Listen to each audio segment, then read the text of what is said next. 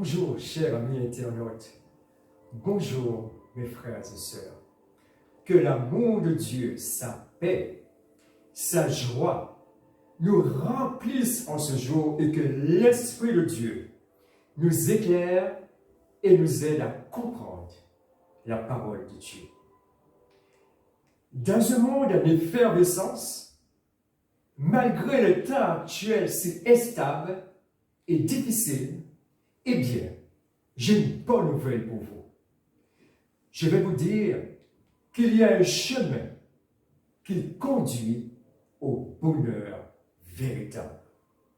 Il y a une source d'eau vive qui coule et qui coule encore aujourd'hui.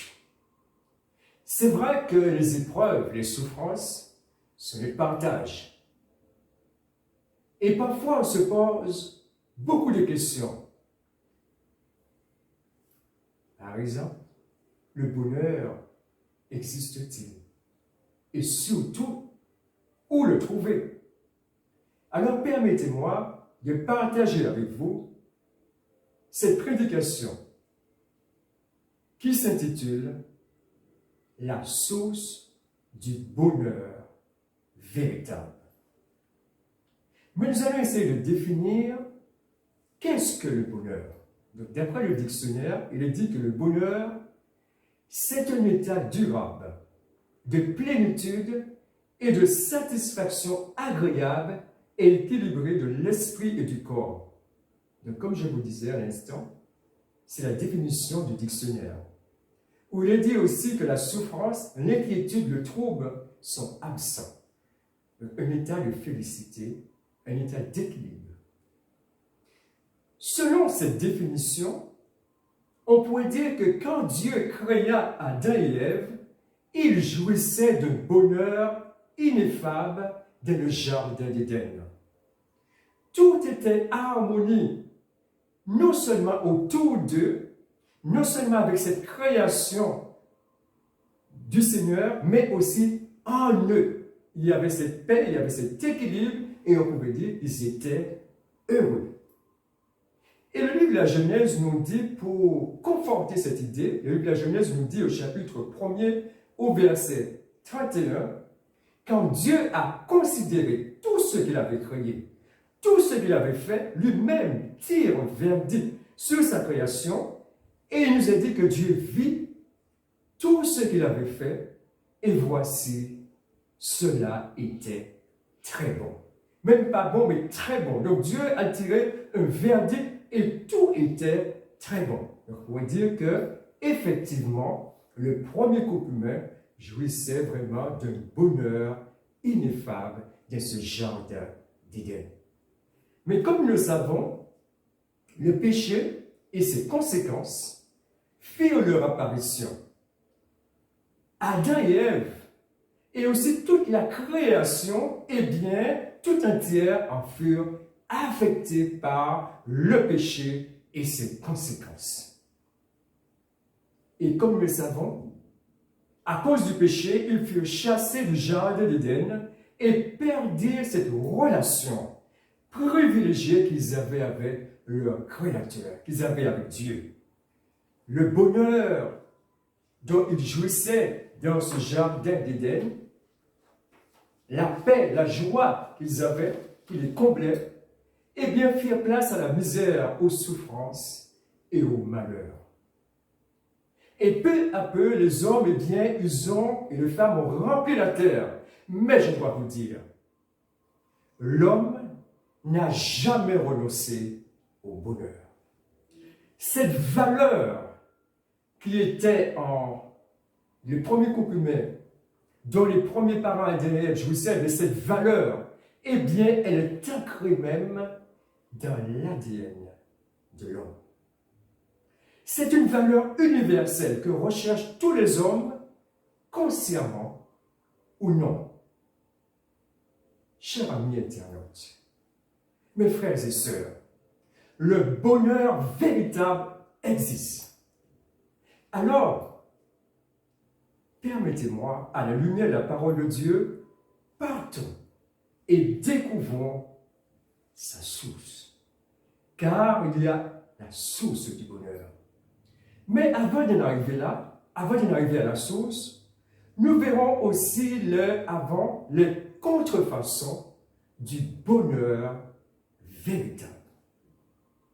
Et la première contrefaçon que nous allons voir, c'est que le bonheur ne se trouve pas dans l'amour et l'adoration de maman, ni dans les plaisirs du monde, ni dans la déification de l'homme. L'amour du Dieu maman consiste à rechercher toujours plus et avec passion les richesses de ce monde en lui consacrant beaucoup de temps et d'énergie. Mais en poursuivant cette route, de graves dangers guettent l'homme et l'entraîne dans une forte sécurité, dans l'insatisfaction et dans l'égarement. Posséder toujours le bien du monde, réaliser tous ses désirs, il y a un homme de la Bible qui en a fait l'expérience, l'Ecclésiaste. Et s'il y a un homme de la Bible qui avait tout essayé pour trouver le bonheur, c'est bel et bien l'Ecclésiaste. Il a cherché le bonheur dans la philosophie, dans la science, dans les plaisirs de la vie, de la musique, l'architecture, dans même l'alcool, le vin. Il s'est enivré. Il a encore cherché le bonheur dans l'élevage, le jardinage, dans les richesses. Il possédait un grand nombre de femmes. Et il a cherché le bonheur même de la religion. Mais il a cherché ce bonheur loin de Dieu. Et après avoir tout expérimenté, il dira, vanité de vanité, dit l'Ecclésiaste, vanité de vanité, tout est vanité. Et on peut trouver cela dans Ecclésiaste chapitre 1 au verset 2. Pourquoi, malgré tant d'expériences humaines, l'Ecclésiaste n'a-t-il pas trouvé le bonheur? Parce qu'il a voulu le trouver loin de Dieu, en buvant à la source du monde. Et malgré tout cela, il n'était pas satisfait. Malgré toutes ces réalisations, malgré tous ces milliards dont il disposait à la porte de Jérusalem, mais il n'était pas satisfait. Le bonheur fuyait loin de lui. Vous savez, avoir le bien du monde, cela satisfait son ego. Cela satisfait sa chair. Mais pour un temps. Mais l'homme n'est pas formé seulement de chair, l'homme aussi est un être spirituel. L'homme a une âme, un esprit pieux. Et tout cela, eh bien, l'homme tout entier a besoin de Dieu. C'est pour cela encore que l'Ecclésiaste dira, après avoir tout expérimenté, il dira, vanité de vanité, tout est vanité et poursuite du vent. Qu'en est-il encore aujourd'hui? Eh bien, aujourd'hui, l'homme recherche toujours plus les plaisirs du monde et les richesses éphémères. Or, lorsque l'amour de maman, l'amour de ses richesses, lorsque la passion, la part de gain, eh bien, habite un homme, une femme, eh bien, il est prêt à tout pour arriver à ses fins. Mensonges, trahison, meurtre, et j'en passe. Nous comprenons dès lors pourquoi la société va si mal. L'argent ne permet pas à l'homme de tout obtenir. Avec l'argent, on peut avoir le plaisir éphémère de ce monde, mais on ne peut pas obtenir la paix du cœur. Parfois, les pensées s'agitent, le sommeil est bien s'enfuit, la conscience se réveille. Et malgré les somnifères, malgré les tranquillisants, mais on n'a pas la paix, on est troublé. L'argent ne préserve pas de la maladie. Et en face du roi des terreurs qui est la mort, même les millions et les milliards que pourrait posséder un homme, cela ne constitue pas une solution pour faire face à cet ennemi redoutable. Avec l'argent, on peut s'offrir une assurance vie, une ribambelle d'avocats, mais on ne peut pas acheter la vie éternelle. Et l'apôtre Paul, voyant le temps actuel, disait, il y a environ 2000 ans, disait ceci. Nous allons voir dans le livre de Romains, au chapitre 1er, au verset 24 et 25. C'est pourquoi Dieu les a livrés à l'impureté selon les convoitises de leur cœur, en sorte qu'ils déshonorent eux-mêmes leur propre corps, eux qui ont changé la vérité de Dieu en mensonge, et qui ont adoré et servi la créature au lieu du Créateur qui est béni éternellement. Amen. Amen. Donc les hommes ont adoré la créature au lieu, adorent tout au moins la créature au lieu du Créateur. Que l'on soit riche ou pauvre, l'homme est à la recherche du bonheur. Et les évangiles nous parlent d'une femme qui était venue puiser au puits de Jacob. Sa collection n'était pas les œuvres d'art, ni les pierres précieuses, ni le parfum de nard, mais sa collection, eh bien, c'était les hommes. Elle avait eu 5 maris.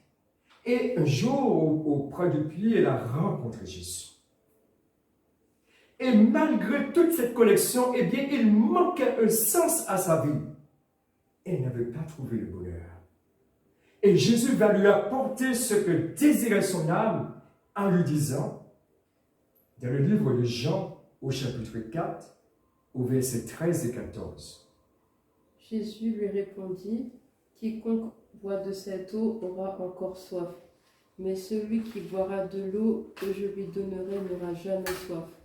Et l'eau que je lui donnerai deviendra en lui une source d'eau qui jaillira jusque dans la vie éternelle. Amen. » Amen. Donc, malgré tout ce que cette femme avait expérimenté, mais elle était à la recherche de sens à sa vie. Elle n'avait pas trouvé ce qui remplissait le vide de son cœur. Et il y a un homme qui disait, dans le cœur, il y a un vide qui a la forme de Dieu. Et quel que soit ce que l'on peut posséder de ce monde, tant qu'on n'a pas rempli ce vide, eh bien, on est encore à la recherche vraiment du bonheur véritable parce que dans l'homme, quand il naît de son ADN, il y a cette recherche du bonheur. Même s'il n'est pas conscient, mais il recherche quelque chose. Et il faut que ce vide soit rempli. Aujourd'hui, plus que jamais, chrétien, on doit tirer la sonnette d'alarme parce que le Dieu maman étend aussi son influence même parmi le peuple de Dieu. Même parmi nous chrétiens, eh bien ce Dieu-là, il étend son influence. Que dire de l'évangile de la prospérité? Je le dis haut et fort, c'est un faux évangile qui ne colle pas à la lumière des Saintes Écritures. Car c'est un évangile de la conception et de posséder toujours plus les richesses de cette terre, en appauvrissant les fidèles d'une assemblée dite chrétienne. Les bénédictions de Dieu ne s'achètent pas. On ne monnaie pas les choses de Dieu. Il est dit, vous avez reçu gratuitement, donné gratuitement. L'évangile de la prospérité, c'est de faire croire et de croire que les bénédictions de Dieu consistent à l'accumulation des richesses et d'en faire le but ultime de la vie. C'est lui consacrer beaucoup de temps et d'énergie. Mais je dois dire, en ce matin, c'est faux. L'évangile de la prospérité est un évangile qui conduira beaucoup à l'enfer s'il n'y a pas une repentance sincère. Et la repentance, ce n'est pas seulement pour le monde, ce n'est pas seulement pour ceux qui ne connaissent pas encore le Seigneur Jésus, mais la repentance, mes frères et sœurs, c'est pour nous aussi aujourd'hui. La repentance, c'est pour le peuple de Dieu, où nous devons reconsidérer nos voies à la lumière des Saintes Écritures. Il y a un sage de la Bible qu'on appelait Agur. Et il nous dit vraiment une parole de sagesse que nous allons voir du livre des Proverbes au chapitre 30, au verset 8 et 9. Éloigne de moi la fausseté et la parole mensongère. Ne me donne ni pauvreté ni richesse. Accorde-moi le pain qui m'est nécessaire, de peur que dans l'abondance je ne te renie et ne dise qui est l'Éternel, ou que dans la pauvreté je ne dérobe et ne m'attaque au nom de mon Dieu. Amen. Amen. Donc voilà cet homme, ce sage, qui avait dit au Seigneur, ne me donne pas beaucoup de richesse. Ne me donne pas de richesse, parce que je sais que si tu me donnes la richesse, eh bien, je pourrais te renier. Mais donne-moi le pain qui m'est nécessaire. Et ceci nous ramène un peu à ce que Jésus disait dans les évangiles de notre Père, donne-nous notre pain quotidien. Permettez-moi de vous dire, cher ami internaute, les bénédictions de Dieu ne sont pas nécessairement liées à ce que tu possèdes. Mais les bénédictions de Dieu sont liées à son approbation dans ta vie. Lorsque tu as foi en lui et que tu obéis et mets en pratique sa parole, c'est là la vraie bénédiction. Et nous est dit, quand l'Éternel approuve les voies d'un homme, il dispose favorablement à son égard, même ses ennemis.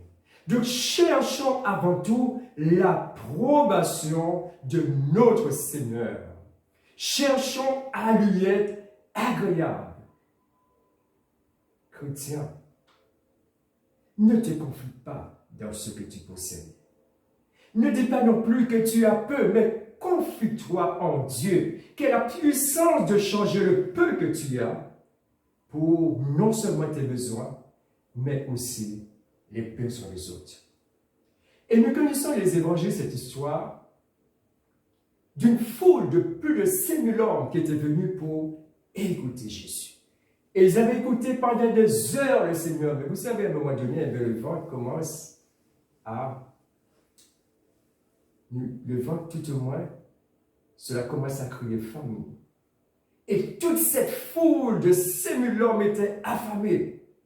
Pas de magasin dans le coin, mais il y avait un petit garçon qui était plus prévoyant, ou ses parents étaient plus prévoyants, et ce petit garçon disposait simplement de 5 pains et quelques poissons. Et le Seigneur Jésus va mettre à l'épreuve ses disciples en leur disant, donnez-leur vous-même à manger. Il pensait peut-être que le Seigneur se moquait de lui. Non, parce que le Seigneur savait ce qu'il allait faire. Et un des disciples va dire justement à Jésus, il y a un garçon qui a 5 pains et quelques poissons, mais c'est dérisoire en comparaison des milliers d'hommes qu'on doit nourrir. Eh bien, ce petit garçon avait un choix, soit garder ce pain pour lui-même, il avait ce choix, ou de donner au Seigneur. Eh bien, il a préféré de donner au Seigneur ce qu'il avait. Et quand il a prié, eh bien, je peux vous dire, les 5000 hommes ont été bénis.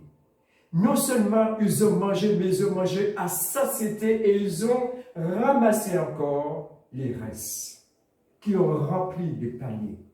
Donc, avec le peu que nous avons, Dieu a la puissance de multiplier et c'est la vraie bénédiction quand Dieu approuve les voies de l'homme.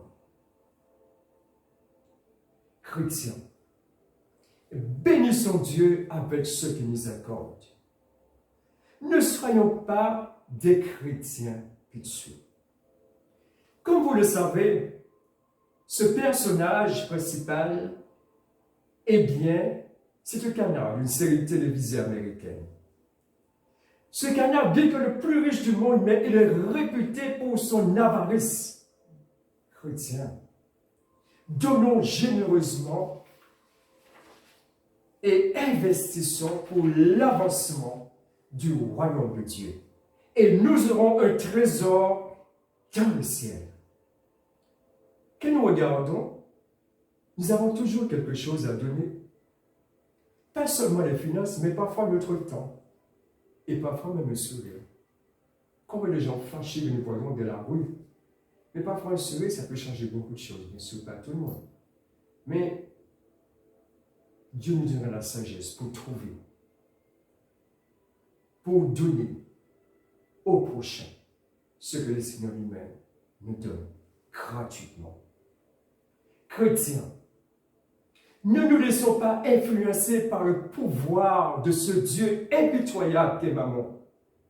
D'autant plus qu'il est le début de l'iceberg. Mais la partie émergée est bel et bien le Dieu de ce monde, le Dieu qui travaille jour et nuit pour perdre les âmes des hommes. Derrière Mammon, il y a le Dieu de ce siècle. Il y a le diable qui œuvre jour et nuit pour éloigner les hommes de Dieu. Alors, au nom du Seigneur Jésus, pas par notre propre nom, pas par notre propre volonté, mais au nom du Seigneur Jésus, chassons ce Dieu de nos vies, chassons les plaisirs du monde, et alors nous verrons la gloire de Dieu dans notre vie, et nous aurons l'approbation de notre Seigneur. Bien sûr, l'argent est nécessaire pour vivre, mais l'amour de l'argent est la racine de tous les maux qui touchent encore aujourd'hui notre société. La deuxième contrefaçon que nous allons voir, la deuxième contrefaçon du bonheur, c'est qu'il ne se trouve pas dans la religion et dans l'adoration de faux dieux. Je vous disais que l'homme recherche consciemment ou inconsciemment le bonheur. Jugez vous-même. Il le recherche de la religion. Et selon les sciences sociales, il y aurait environ 10 000 religions. Pourtant, ces milliers de religions suffisent-elles à apporter le bonheur? Non, certainement pas. Elles apportent plutôt la confusion. Elles apportent la confusion. Et l'apôtre Paul, prévoyant encore la société actuelle, disait dans le livre de 2 Timothée, au chapitre 4, au verset 3 et 5, « Car il viendra un temps où les hommes ne supporteront pas la sainte doctrine, mais ayant la démangeaison d'entendre des choses agréables, ils se donneront une foule de docteurs selon leurs propres désirs, détourneront l'oreille de la vérité et se tourneront vers les fables. » Amen. Amen. De face à ces milliers de religions, il y a une sainte doctrine. Il y a l'évangile apostolique, l'évangile qu'a prêché les apôtres, qui est une puissance de Dieu pour le salut de quiconque croit. Parce qu'en fin de compte, ce qui se passe, c'est que ces fausses religions prônent que le bonheur se trouve, que l'homme finalement peut le trouver par ses propres moyens. Cela ne sert qu'à exalter l'ego de l'homme, à flatter son orgueil, mais le vrai bonheur ne se trouve pas de l'homme, ni de ce qu'il possède, mais le vrai bonheur a une source. Le vrai bonheur a un endroit pour le trouver. Et c'est ce que je vous dirai prochainement parce que je ne veux pas être trop long. Nous allons voir que prochainement encore que le vrai bonheur existe. Existe réellement, des millions d'hommes l'ont trouvé. Et lorsqu'ils l'ont trouvé, ils n'échangeraient pas. Pour rien au monde, ils n'échangeraient pas ce qu'ils éprouvent, cette paix, cette joie, cette harmonie, cette espérance. Ils ne le changeraient pour rien au monde. Donc, permettez-moi, la prochaine fois, de poursuivre avec vous, cette route, pour enfin trouver la source du bonheur. Mais que ces contrefaçons du bonheur, ne puissent pas envahir nos cœurs, mais que celui qui doit régner, qui doit avoir la première place, c'est notre Seigneur Jésus. Et non le Dieu maman, car il dit nul ne peut servir de maître. Dieu et maman. Car où là ira l'un, aimera l'autre. Donc, faisons le choix, comme Dieu le dit, choisis la vie afin que tu vives. Et la vie, c'est Jésus. La vie, c'est trouver le bonheur. Et comme je vous disais, prochainement, nous allons encore continuer sur cette route pour trouver cette magnifique chose qu'est le bonheur véritable. Donc, que Dieu vous bénisse. Et malgré les tribulations, ce bonheur qui est dans notre ADN existe. Et je crois que par la grâce de Dieu, par l'Esprit de Dieu, nous allons le trouver parce qu'il est bien réel. Que Dieu vous bénisse en ce jour.